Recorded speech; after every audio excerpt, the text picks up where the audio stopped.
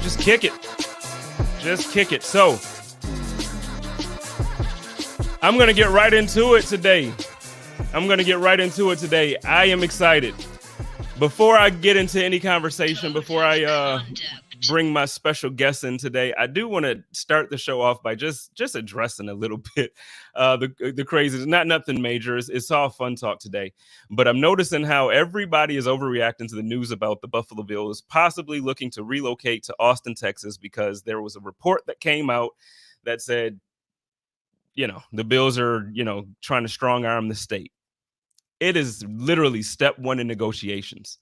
So please, Bills fans, let's not think that the Pagulas are really trying to hold the fan base hostage here. Let's not think so. What this is one side saying, hey, we want you to pay for everything. And then the other side is going to come back and say, hey, we want you to pay for everything. And then it's going to be like, all right, well, let's meet somewhere in the middle. Kind of, sort of, somewhere in the middle. So I don't think there's any real threat about the Buffalo Bills going any place. I think that the Buffalo Bills are safe. This is a time for us to rejoice and enjoy it.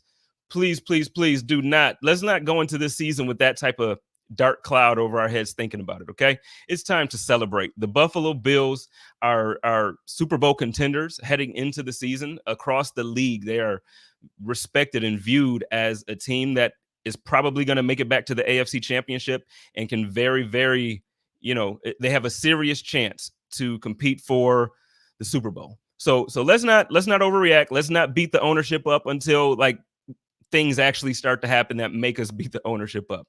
Let's just be a little patient with them because from my experience, now I know I'm not a hockey fan, so Sabre fans, forgive me, but from my experience so far, Terry and Kim Pegula have done everything right for my franchise. My favorite team in the world, the Buffalo Bills, have done a complete 180 since they have taken ownership of the team. The value has gone up. They've gotten great players. I know they're not over the drafting and the scouting, but whether you call it luck, whether you call it good business, they brought in Sean McDermott and Brandon Beane. They are doing things for me that make me believe that they have the team's best interest at heart. And not only the team's best interest, but the communities, because they built up downtown. They did a lot of things downtown. I just don't believe that they are the type of people. Well, they're business people. I get that. But what I'm saying is they have heavily invested into the community of Buffalo. So I want to give them the benefit of the doubt. This is not me kissing butt. This is not me trying to play the political game here. What I'm saying is let's just take a moment and breathe.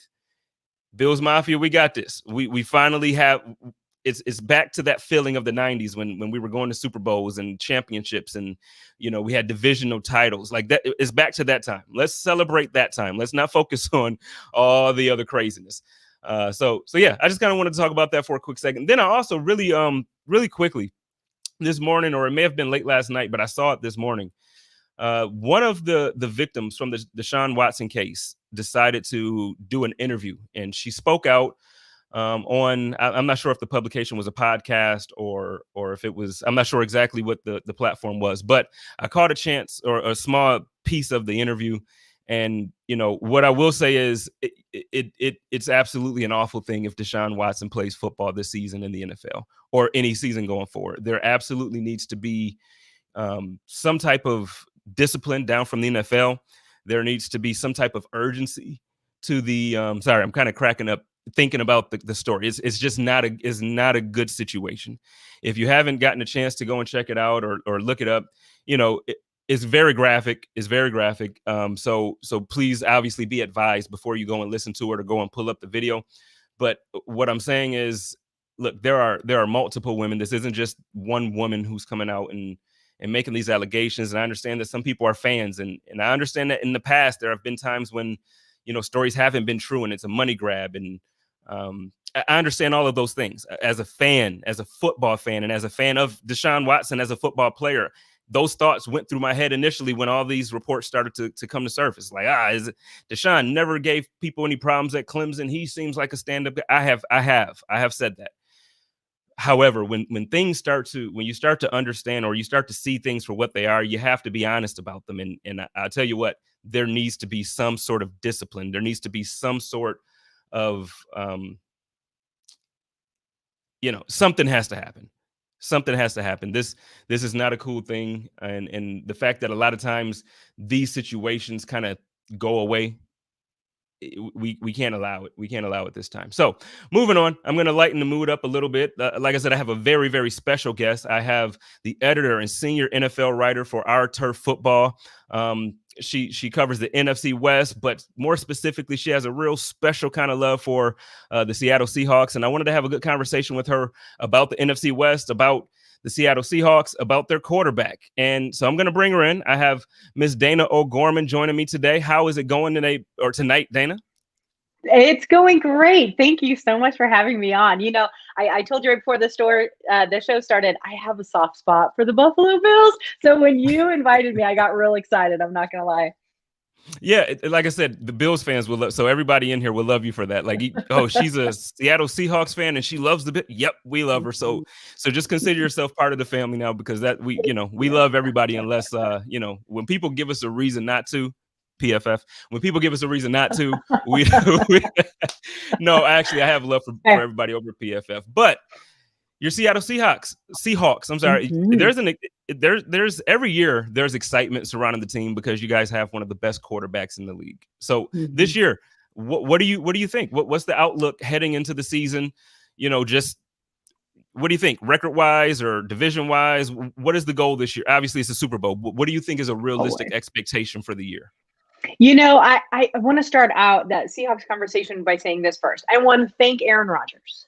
I want to thank Aaron Rodgers for being the diva that he is. And so that he could take all that media spotlight that was on Russell Wilson and turn it right onto himself. I appreciate you, Aaron. I appreciate you for that.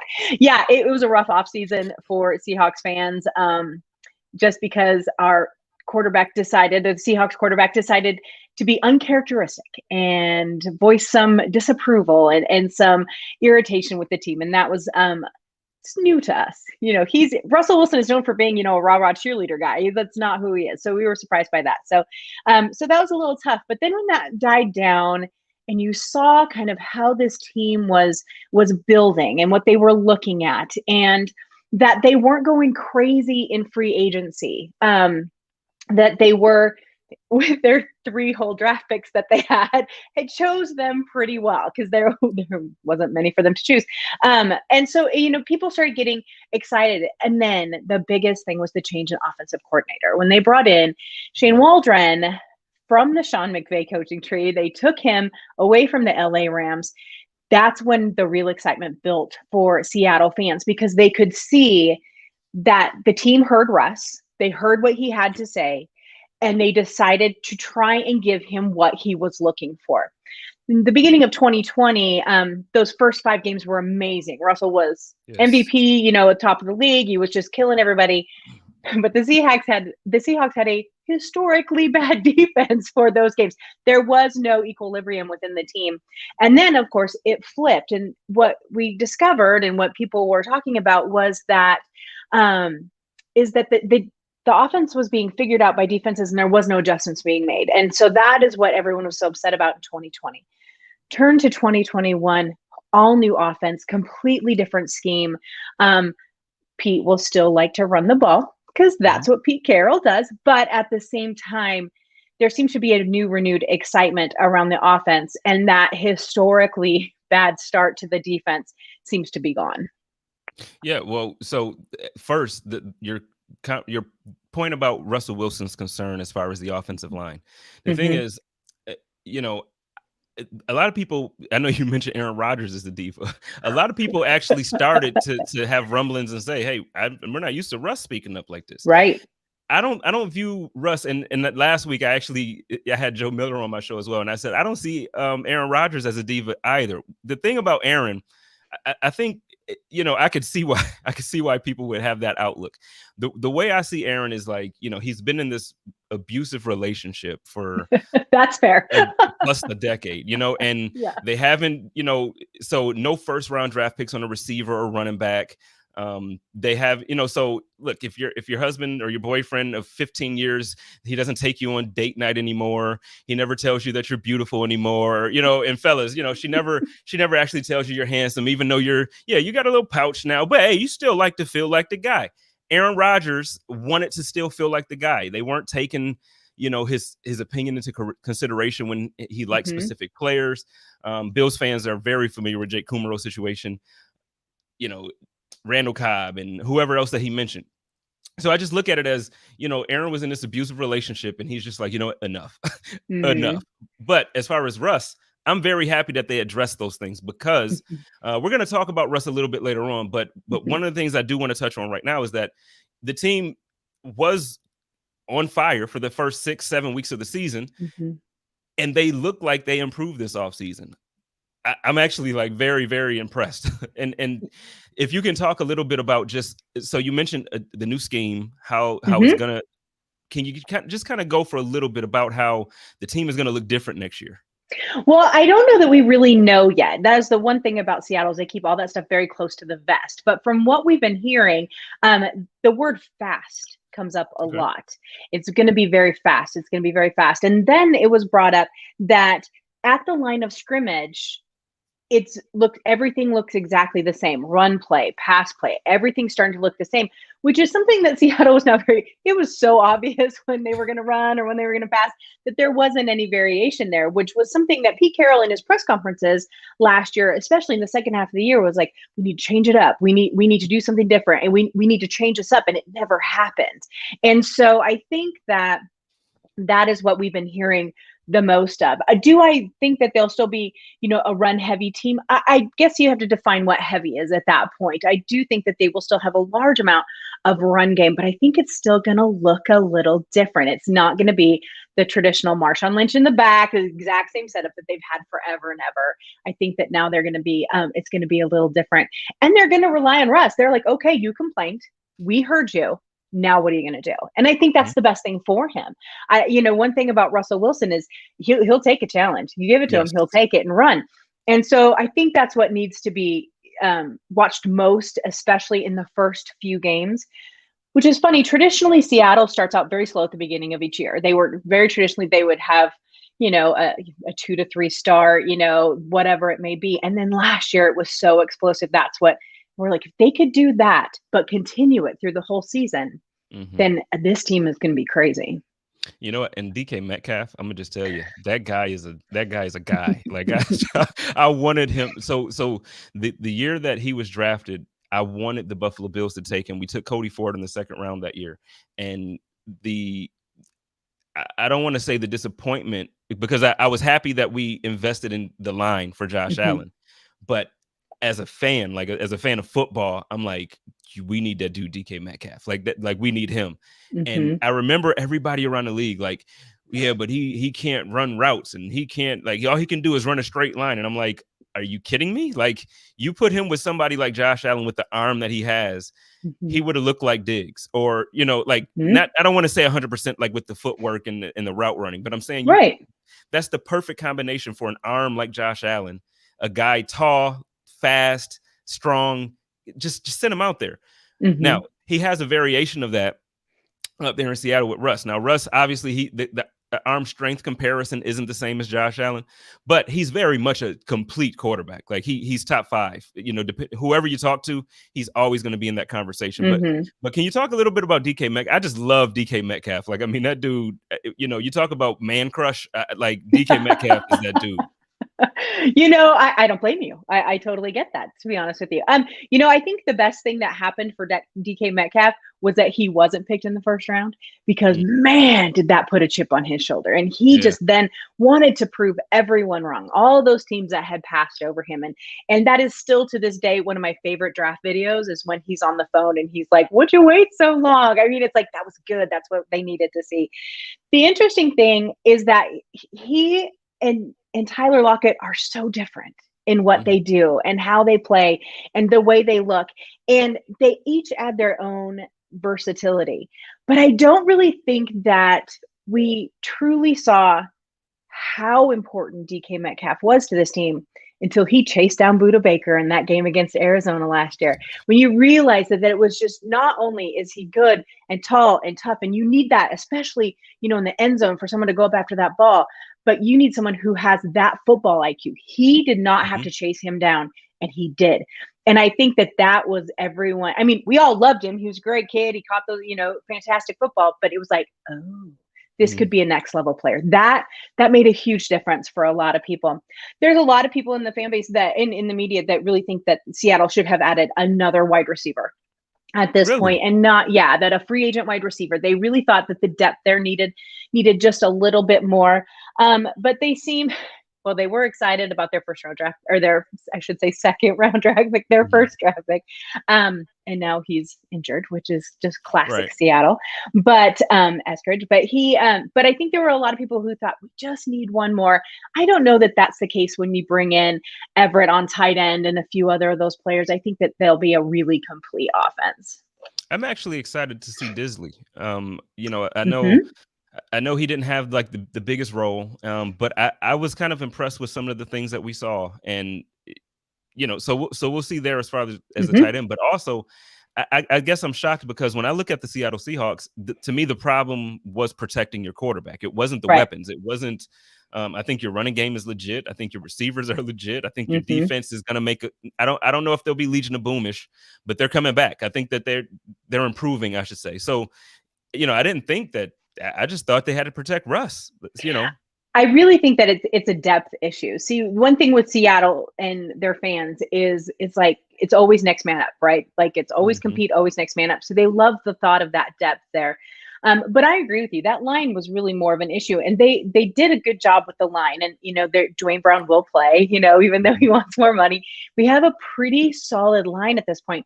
The only question mark truly there is in center, and nothing against Ethan Posick. He just is not that superstar center. If they could manage to bring someone in, which I don't think they will at this point, maybe next season, but if they could bring someone in who was that Max Unger type center, then I think that line would be indestructible. It would be fantastic.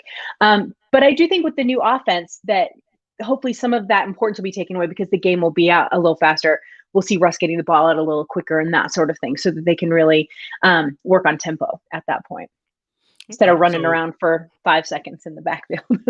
and I mean, I agree. And that's why, like I said, when you said that, there are people in the media in Seattle who's like, we should have added another. And it's like, really? Like, I think you guys are great.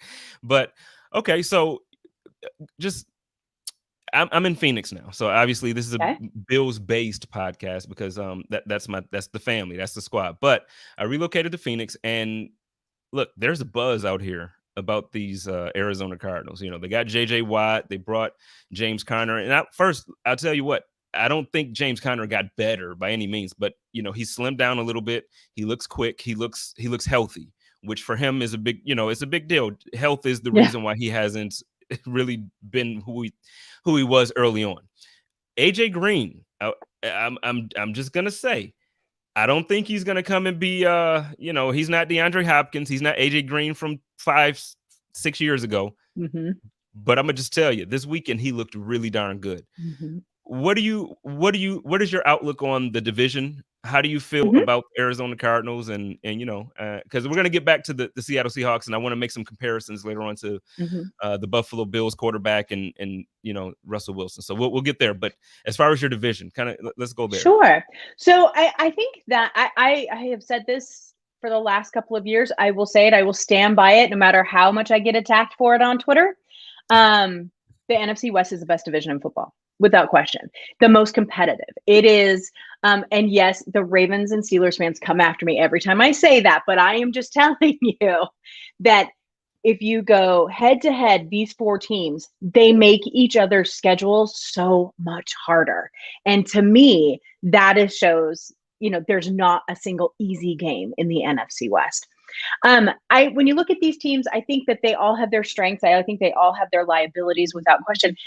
There is a lot of buzz around Arizona, and I'm a little confused why. I'm not trying to be disrespectful in any way, shape, or form. Every year, you can tell they are trying to make this team better. And I think that Kyler Murray is a good quarterback. I'm not sold on their head coach. I don't know about Cliff Kingsbury. And I think if they can't figure it out this year, I would not be surprised if he did not have a job next year, because they keep doing what needs to be done. They keep adding the right people. I just can't seem to come together. JJ Watt, of course, is already on the pup list. God love JJ Watt. I wish he could stay on the field. And hopefully he'll get this out of his system early and be able to play. I don't know. But I felt love so him. bad. I felt so bad for him. I'm like, already, dude. Like, come on, man. Like, we can't even get a game. It was one practice, but I like the way this team is going. I know there was some discontent. I think Chandler Jones at 1.1 had asked for a trade. I think will be there. I'm not sure. But I do think that there's still a lot of question marks that surround Arizona. There's still a lot of holes. They have to figure that defense out without question. I agree with you on AJ Green. I think that he's going to be helpful. He's going to be a good player. He's not going to come in and storm the field. I just don't really see that. DeAndre Hopkins will still be the number one target there. But that was part of their problem last year, wasn't it? Was the fact that they had one target. And I love Larry Fitzgerald, and he did his best to kind of pull that double team off, but we just always knew where Kyler was going, right? So it made it harder for them. I think that they need to revamp their scheme a little bit. They need to get some different looks, because I feel like Kyler Murray is not progressing the way he should. And once again, that goes back to coaching, in my opinion. The Rams are the Rams. I don't really know that Matt Stafford will be the king of the kingdom. When they made that trade with Jared Goff and Matt Stafford, I thought, oh, good. Jared Goff was the thorn in the side of the Rams for a long time, and they paid him a ridiculous amount of money for no reason. So I like that they have moved on from him. But the hype around Stafford is surprising to me. And I like Matt Stafford. He's got a great arm. He's a good quarterback. But what has he done? You know what I mean? Like, I'm waiting to see. Dayna. And it could be, I know, Dayna. But it could be he had to get out of Detroit. That's all it takes for some coach. You know what I mean? That's all it takes for some quarterbacks. So we'll see. I do think it's interesting, though. I think that gives the Rams a little bit of an excuse. So if something goes wrong, he gets hurt, they don't play as well, God forbid they come in second in the division, whatever it may be, they'll have a scapegoat. And I don't really think that would be fair to Matt Stafford. But with Aaron Donald on your team, Jalen Ramsey on your team, you always are in the mix for a Super Bowl, in my opinion. But I'm a defense lover, so that's probably why I think that. I'm with you. I got yelled at all summer. I got yelled at because so we did this exercise. It was a local, like a Bills member thing, where we basically did like this team building exercise. And for me, I didn't have a continual. Let me tell you what the exercise was. So it was basically pick 10 players that either their continued play at the rate that they are or growing further would have more of an impact on the success of the Buffalo Bills. I didn't have Josh Allen as number one on that list. The reason I did not have Josh Allen number one on that list is because I truly believe that, yes, it is phenomenal to have one of the top 3 quarterbacks in the league or a top 5 quarterback in the league. But multiple times I've seen teams have the best quarterback in the league. And if they didn't have a defense that could stop the other team from scoring, it didn't matter. Aaron Rodgers, to me, he's my personal GOAT. Like, I think he's the best I've ever seen with my eyes. He has won Super Bowl in Green Bay. Right. You know, you look at I always use these as an example because to me, it's like, there's no reason to argue anymore after this, because, you look at Peyton Manning and come on, Peyton Manning won in Indianapolis, then won in Denver. But in the year that he had it, it was when he had a complete team, and it wasn't just Peyton and Marvin Harrison putting up points. So the thing is, I think Josh is a very key and instrumental part of the success of the team. But to me, if our defense, if Tremaine Edmonds doesn't become the middle linebacker that I need him to be, like, I don't think the defense improves enough that it's going to matter. We got to get over the hump. And Josh Allen is Josh Allen. He's going to be a beast. If he gives us the same Josh Allen from last year, is not a problem. Like because think about it, Aaron Rodgers had a year that hasn't happened too often in history. Like I think a lot of things never happen in history. That's not common. Josh Allen would have been MVP.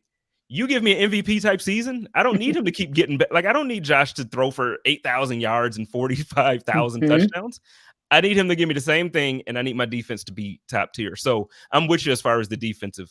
I'm with right. And I agree. I agree because I looked up the Bills because I'm not a huge fan of quarterbacks, and I get a lot of attitude for that from a lot of people. I think I hate to say they're overrated because that's not the right word, but they just get too much credit for team wins. Do you know what I mean?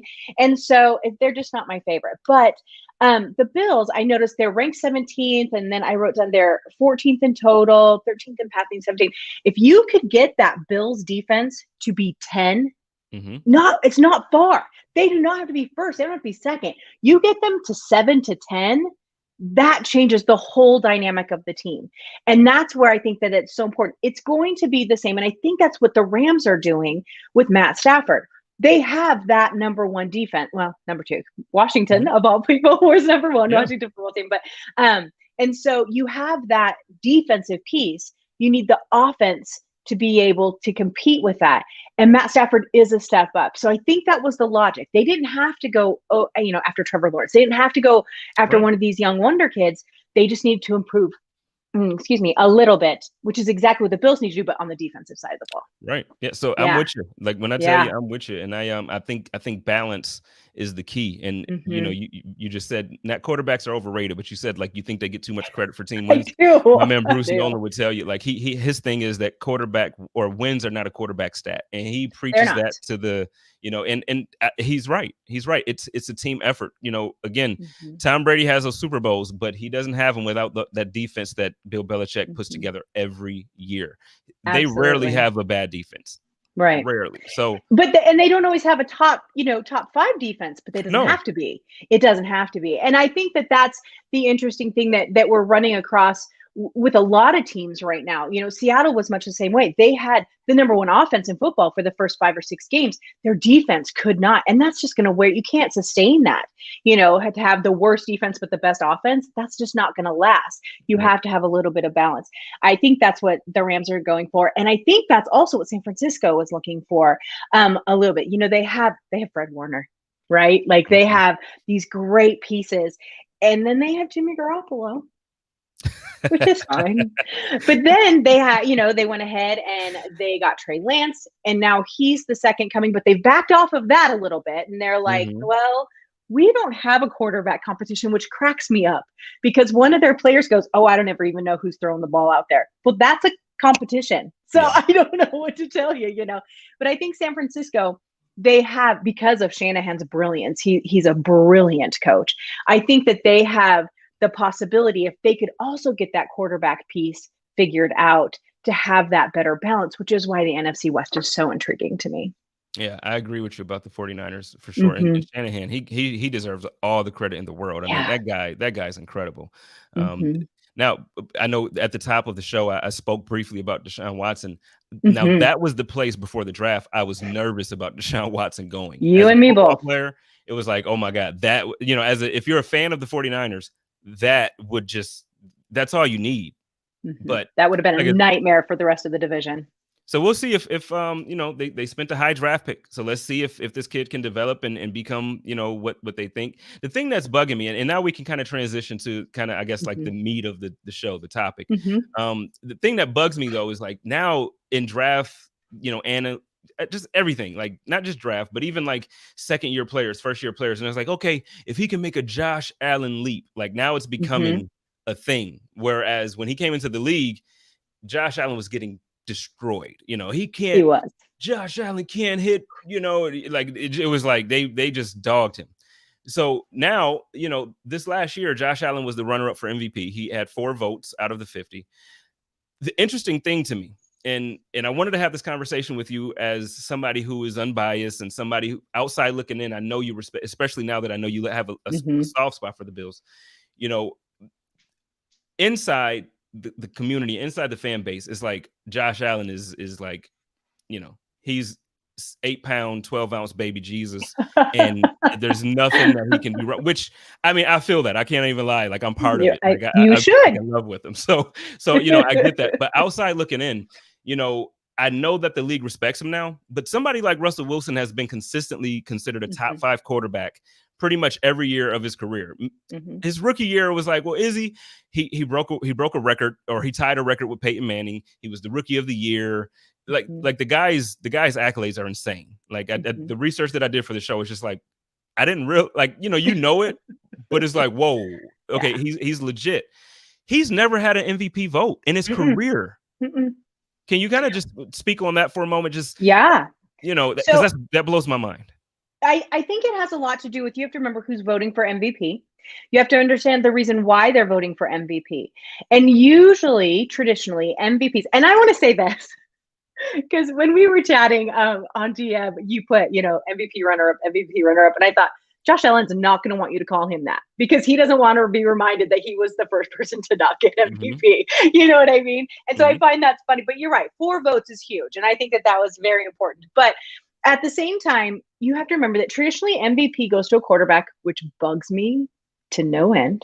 But it's also a team that is Super Bowl bound. Now, keep that in mind. They are in the championship games usually, not always. There's always an outlier, right? But so you have to kind of keep that in mind. So to me, it makes total sense that Josh Allen was in that mix with Aaron Rodgers, because they were there. They were almost there. Now, why it was him and not Patrick Mahomes or whatever it may be, I mean, there's a million reasons around it, because they vote, they don't always vote with numbers. They vote with their hearts. But you have to think, when Russell Wilson, when he went to back-to-back Super Bowls, it was his second and third year in the league, right? And he had the Legion of Boom defense. Okay. Right. Historic defense, never to be redone, right? That is just, they were their own beast, their own world. And it was the golden era of Seattle football for defense. So he was not the most valuable player on his team. Okay. So that makes sense, because that's what we're looking at, right? Who is the most valuable player on their team? And then the most out of the whole NFL. So it wasn't him those back-to-back years. After that, I mean, they've been in the playoffs every year but one. They've had a winning record. He has all these fantastic stats, but they have not gotten to that end game, back to the NFC Championship game. And I think if they did, and he didn't have that historic defense, then those votes would come. But at this point, I don't think they have come, just because he hasn't gotten back there yet. And when he was there, he was not the most valuable player on his team. Right. Yeah. So now the conversation that I wanted to have, which Bills fans are going to have fun with. The thing is, so now when you look at like around the league and you kind of go through the players, like who's the best quarterback, that conversation is always had. They always do it. So I think it's pretty fair to say, like I said, Wilson has consistently been thrown into that top 5 mix, probably after his third year. He's pretty much been, looked at there, and the Aaron Rodgers and Tom Brady's and Patrick Mahomes. Does Josh Allen actually belong there? And if so, the real conversation is, we've seen this one season from Josh. Is Josh Allen, in comparison going into this season, are we looking at Josh Allen with Russell? Are we looking at him a step above based off of last season? Are we looking at him a step below? How is it outside looking in? So I asked around. When you told me we were going to talk about this, I asked around, because I have my thoughts and I have my opinions, but I wanted to know kind of what other people thought too. So I did ask around. The general consensus, to be real honest with you, is that he's not there yet. And it's because of exactly what you said. It was one season. And it was one season with Stephon Diggs. So when you have that huge of an influx of a weapon, which we were all so jealous that you guys got Stephon Diggs over everybody else, then you have to wait and see. Okay, well, did they feed off each other? Because Stephon Diggs had an amazing, was like his best season last year too, right? And so he had this huge year. Josh had this huge year. Can they do it again? Was it lightning in a bottle? Was it because it was new? What is it? And I think that that's where you start to see these elite, which I don't like the term, but that's what's used, elite quarterbacks discussed, are ones that have done it year after year after year after year. So should Josh Allen be there? I don't know yet. I think that he needs to be consistent. So he has the same numbers next year, that conversation is going to come up. He does it again that third year, there's not a question. There's not a question for anyone at that point. He won't vacillate. Now, how hard will that be for him to do? It's going to be hard. Okay. The nice thing about the Bills is you guys have stepped right into that void that was left by the New England Patriots when Tom Brady left. You have a not difficult division to put it, but Miami came up last year. The Patriots, God knows Belichick could turn it on at any point, right? Mm-hmm. The Jets are the Jets. But at the same time, the way you play other teams, every time he has those really good games, that's just going to put another notch. But I do think it needs to be one more season. I did notice the Athletic put him in a tier 2 level. He was number 6. So that means he's just right outside there. And I think just one more year of that consistency will push him right up over the edge. Yeah, I agree with that, and I know a lot of times, Bills fans get upset when people question the Stephon Diggs dynamic. I wrote an article last week, and what I said was the argument that Josh Allen's success was exclusive to Stephon Diggs is a baseless argument, but you can't ignore the fact that he's gotten a ton better with him. Right. But the thing is, the Buffalo Bills, just like the Seattle Seahawks, they've done a great job of putting good players around him, because Cole Beasley had a career year with Josh Allen. John Brown had a career year with Josh Allen. So what we're seeing is that Josh is with better talent around him. He's elevating himself and the people, with better talent. So, but like I said, I agree with you that, you can't ignore that when you then get an elite, I know you hate the word, but when you then get an elite talent, then hopefully that production becomes elite as well. So, and we saw that, and hopefully that's the point, right? Isn't that the point? That's why you add these weapons. That's why you bring these people in. You want them to make the quarterback better. You want him to make the other teams better. You want him to draw people. You want Stephon Diggs to draw a double team so that Cole Beasley can get open, right? Like that's the whole point. And so your front office did exactly what it needed to do to bring the whole team up. It is a team sport. So that's what you want to do. Now, once Josh becomes the obvious leader of this team, which to Bills fans, he already is. And I think that's great. I don't know that perception is out there to the rest of the world yet. It will be after this next season if they do as well. But I think that if he just can do that one more year, they won't be able to say, oh, well, it's just because anymore. Yeah, and the other thing that I would like your perspective on, being a Seattle Seahawks fan, first. And actually, you also cover the AFC West. So you have you have other, loves that, we can speak of from this perspective as well. But from a team that, early on, so you were there when when he was drafted, before we went live, you told me like, hey, I've been doing this show, like it was the year before, but I've been doing it longer than he's been playing. So you've been around, you've been through the times where the team wasn't quite that good, and then they got good. So they went from being the hunters to the hunted. This year, it's the first time that the Buffalo Bills are the hunted. Because last year, I feel like everybody knew, okay, they're going to be a little bit better. Josh probably was take a step forward, but they punched the league in the mouth. It was different. This year, people know, oh, the Buffalo Bills are really good. So people are circling the Buffalo Bills on the calendar. Can you kind of speak to that and how, because I think as a fan base, we're not used to it yet.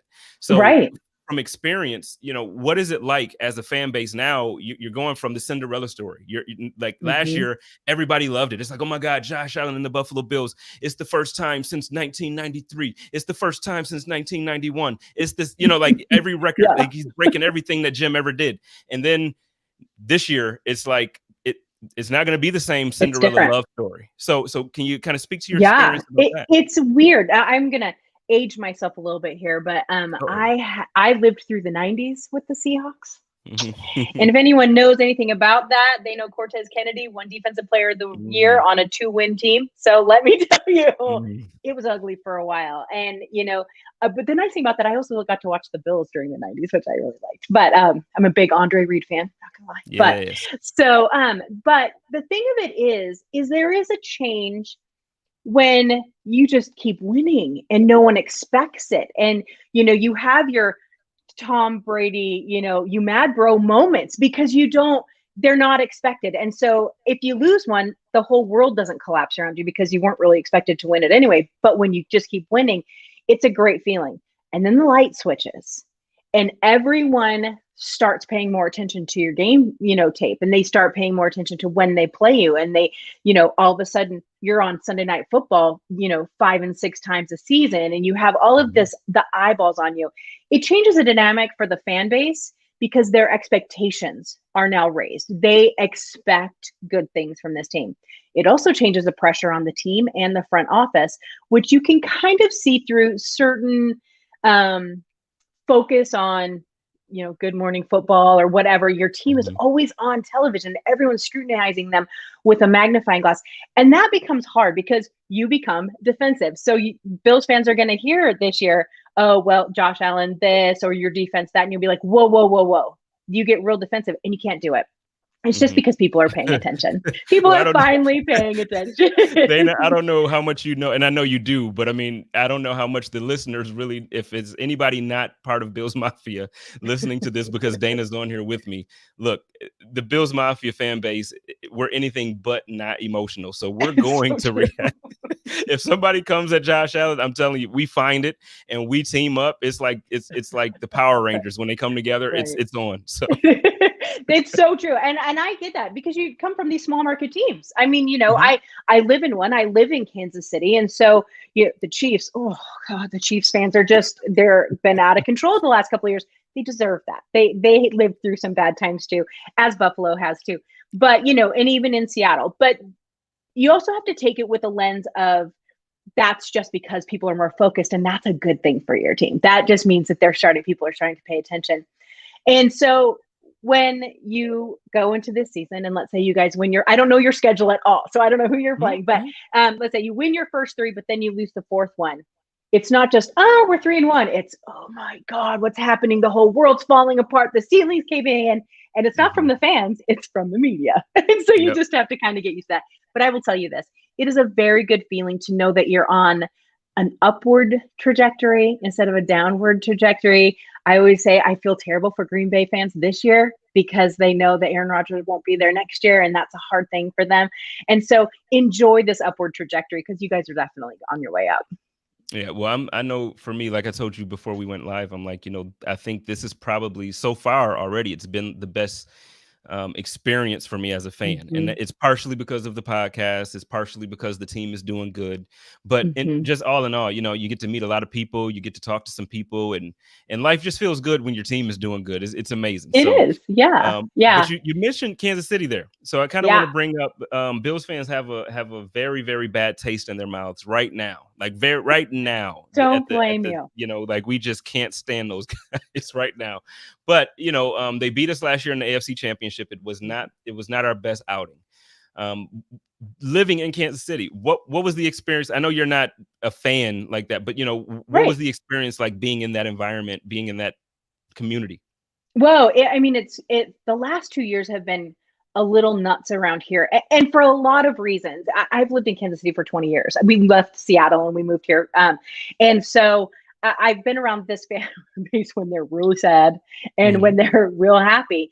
And the interesting thing about Chiefs fans is they are just like you guys. They're just like Seattle. They're just like Rams fans. They're just like, all these other teams. The Miami fans, when they thought Tua was going to save the world, they were all just so excited because they have something to be proud of. They have something that they don't have to go, well, I'm a Bills fan, like so many, people had to do for a lot of years.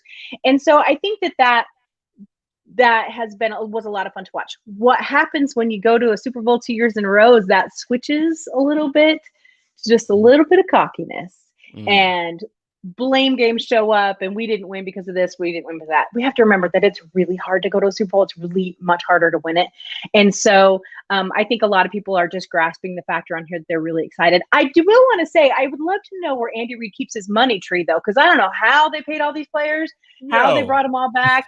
I don't get it. Like, I'm going to go find this money tree. It's got to be here in Kansas City somewhere because it's insane to me. But I also think that they can't keep it up forever. Yeah. And there will eventually be an opportunity to beat Kansas City, just like there were opportunities to beat New England all those years that they were so good.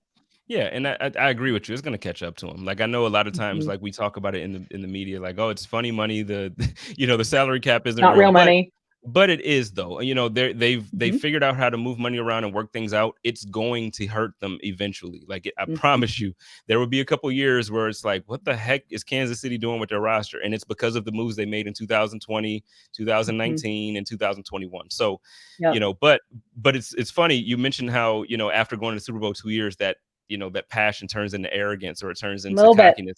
I'm gonna just tell you, the Bills fans, I have to, like, a lot of, and I did a show and I said one time, like, this is gonna be the last time I'm gonna be humble. I'm gonna tell you because it's been a long time. It's been a very, very long time. So, Mhm. now, it's been like you have to be humble when like you don't make the playoffs, or you don't, and you can't really go and talk crap to Patriots fans when they've got 6 Super Bowls or five. So, you can't do it. Mhm. But look, I'm ready, so Yeah, I'm one more season. I'll be humble.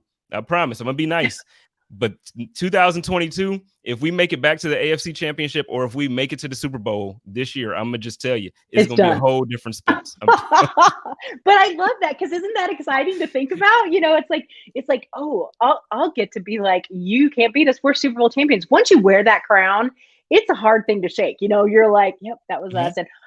And 49ers fans, they could beat us probably for the next 2 years, but we'll just keep reminding them how we beat them in the NFC Championship, right? Like, because that's all that really matters at the time. And so that's okay. And that's an exciting place to be as a fan base. And so, you could be the Houston Texans. And so, I mean, it's much better to be where you are right now.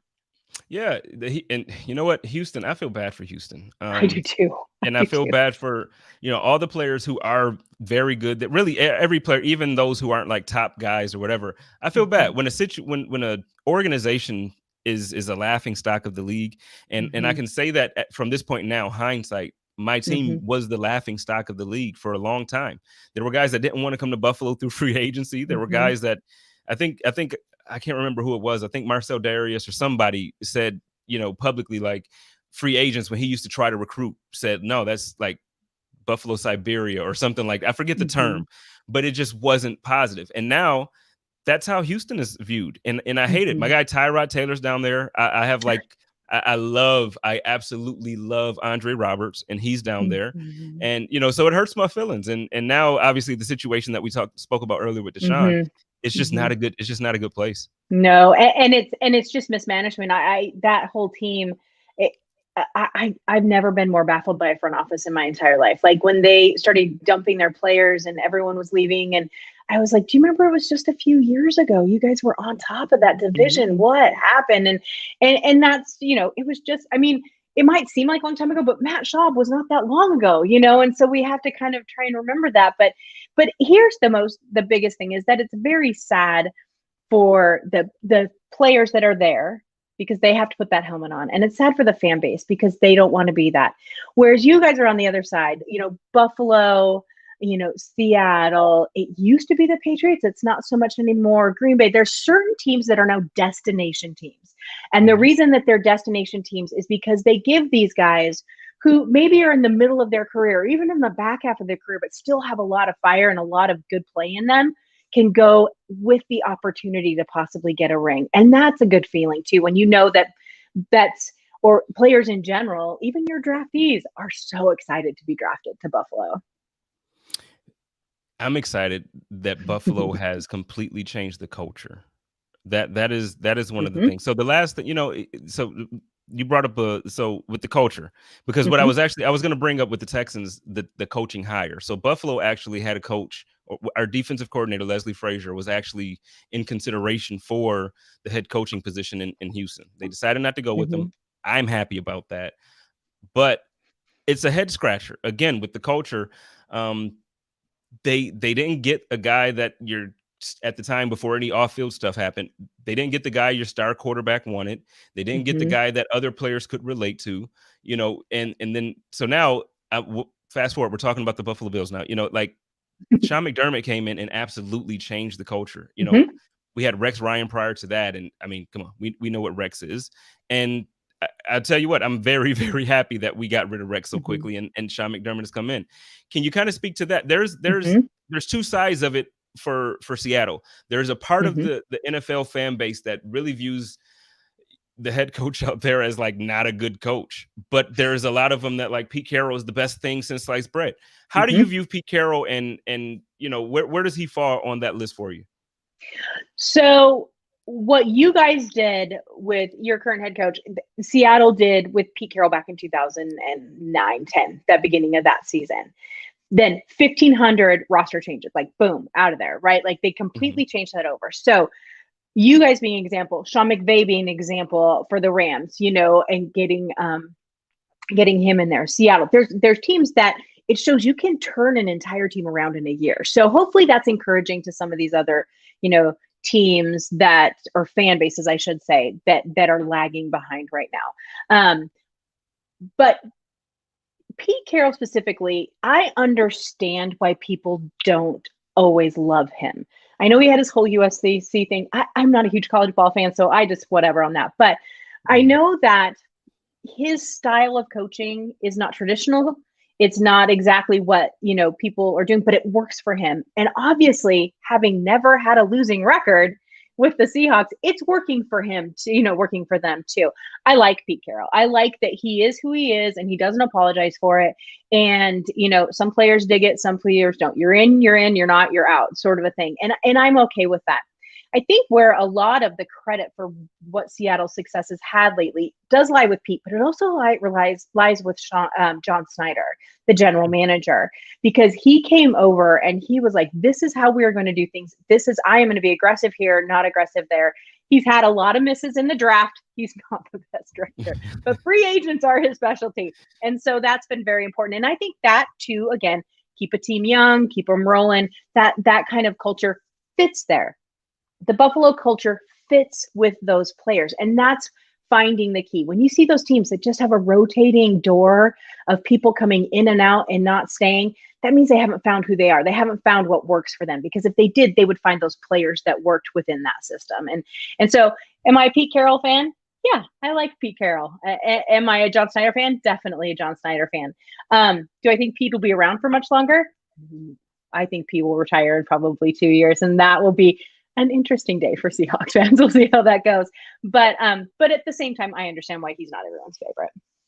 Yeah, well, I mean, I personally, and I probably like him for the wrong reasons, if I'm being honest. I love his personality. I think that, the connection that he has to the players, like, it reminds me a lot of how the Buffalo Bills love Brandon Beane and Sean McDermott. Like, Tre'Davious White will joke with Brandon Beane, and like he calls him Big Baller Beane, and they laugh and joke. And so, when I look at how Pete Carroll, Russell Wilson dressing up as him for Halloween and chewing gum, like just making fun of him. And it's lighthearted and fun. But at the same time, he produces a winning product every year.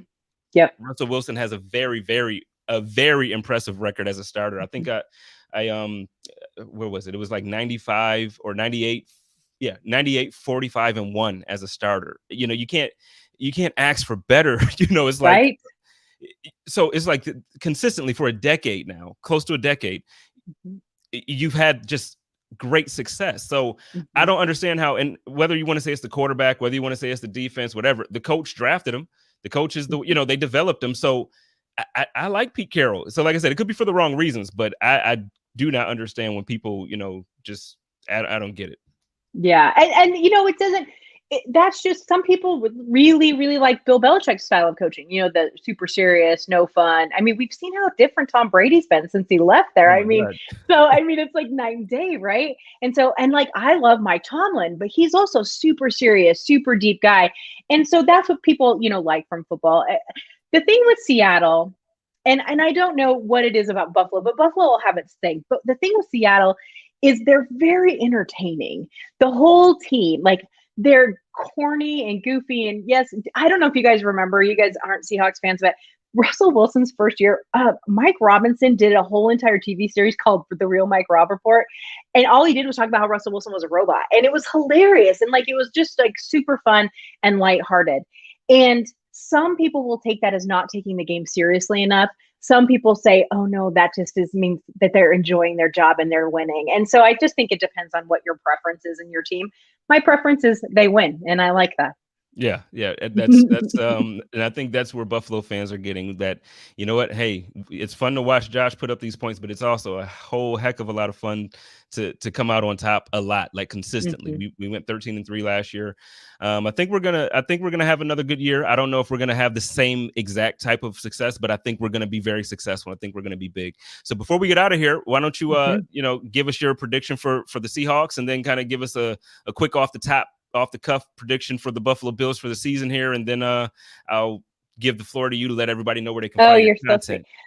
content. Um, I think the NFC West is going to beat the crud out of each other this year. I really think that that's going to be super hard. I think they'll probably best the Cardinals, although we always struggle with the Cardinals a couple of times. I just think that they're going to have a try time back. And I'm having a hard time with the math. Are you having a hard time now that we have to count to 17 instead of 16? Yes. It drives me crazy. But I think the Seahawks will win double digit numbers again. I think they'll make the playoffs again. I don't have any reason to think otherwise at this point. I think that they'll probably have at least like maybe 11 or 12 wins. Their schedule is middle of the road. It's not that tough this year. And so that's really good too. But again, you never know. Injuries, everything looks shiny on paper until someone, breaks their leg. So we just have to kind of roll with that a little bit. For Buffalo, I'm going to have to ask you, what is your schedule like this year? I mean, are you guys running into some serious little slobber knockers, or what's going to happen with them? Well, they're saying that our schedule is on paper. They're saying it's easier than last year, and Oh, we're supposed nice. to run through it. The thing is, I think I have an issue with that because, so for instance, I think if you look at Washington as of last year, or Mm-hmm. I think yeah, it looks like an easy schedule, but the team that they put together that's going to be on the field this year is not last year's team. So I don't. So and there's a couple teams like that I think have improved, not Mm-hmm. enough that I think that they're going to just destroy. I'm not saying the Bills are going to get destroyed, but what I'm saying is they're not cakewalks. Like Washington could very Right. easily be one of those teams that walk in and they might take one from us if we're not careful. So, Mm-hmm. so yeah, the schedule's a little bit easier, but again, they say that it's supposed to be You easy. never know, right? Yeah. I wouldn't be surprised to see Buffalo go very deep into the playoffs again. I think that that's kind of the assumption at this point. And the playoffs are, once you get past the wild card round, really are their own little beast because it really just kind of depends on the moment and what who catches that perfect little pass or what weather you're playing. If you're playing Green Bay, that sort of thing. So, but I wouldn't be surprised. In fact, it would surprise me if Buffalo didn't go well deep into the playoffs again this year. I can't think of too many other AFC teams that I would put above them at this point. Well, Bills fans are gonna love that. I love it. So Dayna, thank you so much for doing this. I've had a blast with you. We got to do this during the season. I know this year Yes, I'd love the that. Bills don't play you, but obviously I'm in Arizona and the Cardinals do twice. So I'll definitely try to link with you and we'll have to do this again during the season. Why don't you let everybody know where they can find your content and your podcast or you on social? Just take your time. Yeah. So on Twitter, I'm at Dayna OG. So it's DAYNAOG. And again, I cover NFC and AFC West. So you get a kind of a lot of a mix from me. The Our Turf Football podcast is every Tuesday night at 8 p.m. Eastern, 7 p.m. Central. And we do that live. And we talk about all aspects of football, NFL. We don't just cover just a couple of divisions. We have them all.